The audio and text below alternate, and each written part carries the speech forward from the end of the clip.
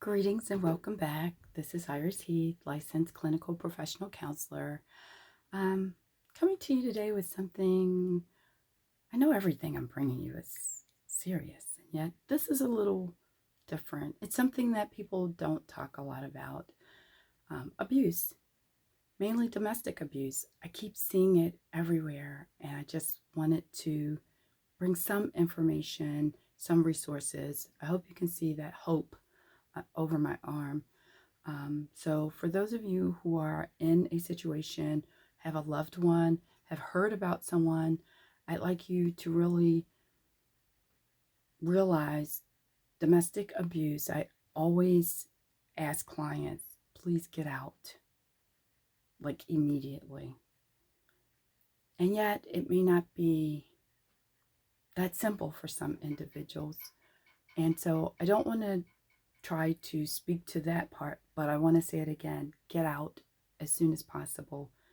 We need you alive. We need you safe. And so, and be smart about it, please. And what I mean by that is, please don't tell the abuser that you're leaving. Just find a safe time to remove yourself or be in a public place. There are ways to do this. And so there are individuals who are trained to help you with this matter. And that's not what I'm trying to do here.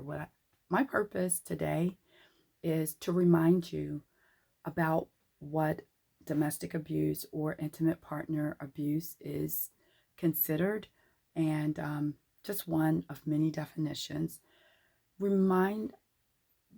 reminded that it's not just physical, it can be emotional. So physical, emotional, sexual. And so there are different types of abuse. I'm looking at some of my notes here.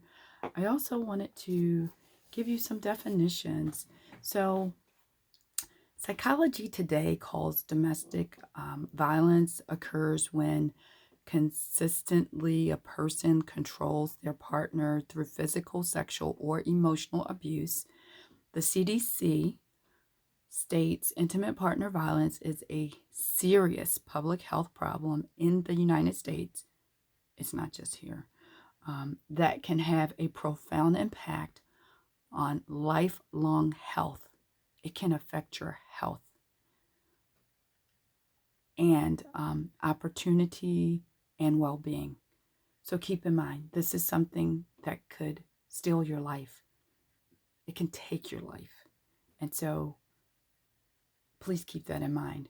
I also like to say that in the state of Maryland, any childhood abuse, whether it occurred in your past or if it's occurring now, any and all childhood abuse must be reported. I'm going to put some resources in the description. Keep in mind, if you're not sure in the state of in Baltimore City, if you're not sure who to call, pick up the phone, dial 911, dial 311. There are some wonderful operators that can better assist you. I don't want to take a lot of time, but I want to let you know it is an issue. It's a problem. And there are people who are being abused and we don't even know it. They don't look like it. They may not even act like it. It may be someone sitting next to you at church, on the bus. It may be somebody who, a family member, you may be visiting their home. You may never even know they're being abused. So keep in mind, it's not just the physical signs, it's also the verbal, emotional manipulations.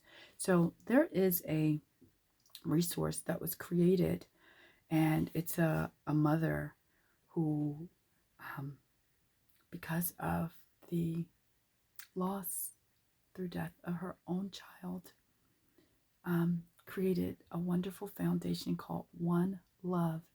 One is spelled out ONELOVE. And so it's called joinonelove.org. They do trainings. They'll come to your organization and train you. And one of the resources they have is 10 signs of unhealthy relationships. One of the signs is intensity. One is manipulation. One is sabotage, guilting, deflecting responsibility, possessiveness, isolation. Please do not allow someone to isolate you in your relationship. If you find that your mate, and this is not just for women, it's men also, are also abused. So if you find your mate is constantly keeping you away, and it says here, when someone keeps you away from friends, family, or other people, keeping you to themselves, that could be not love. That could actually be a form of possessiveness, belittling, volatility, and betrayal. So these are some signs. I'm not saying what on this list. It may be all or some. Talk to someone. Consider getting some help. We have, again, depending on your insurance, there's counseling, professional counseling. Some ministers and pastors are trained. Some may not know how to help you. Some may tell you to stay. Please know that that may not be good education. That may be that they may not know how to handle it.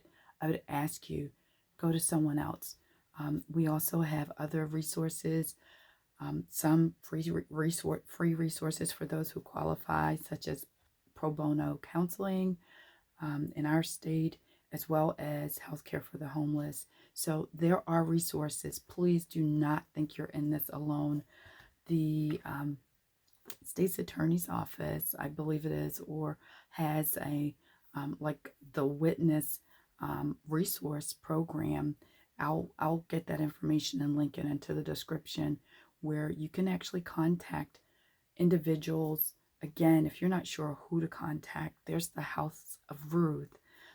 There's a national domestic violence 800 line is 800-799-7233.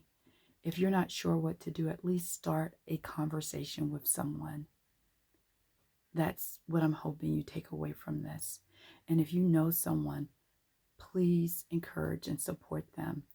Know that sometimes it takes people time. Let them know that you're there for them. And also be aware that it can be very dangerous. Some individuals become very violent, physically, weapons.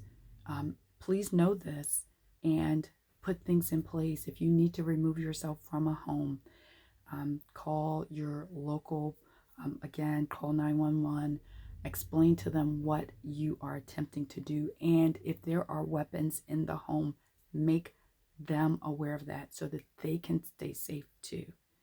So I know this is not my normal, but I did want to bring this to you because I keep seeing it, and I want to let you know there is hope. There is help. You can get out of this, and continue to be encouraged. Continue to keep this conversation open with those who you may not even know may need it. Be well.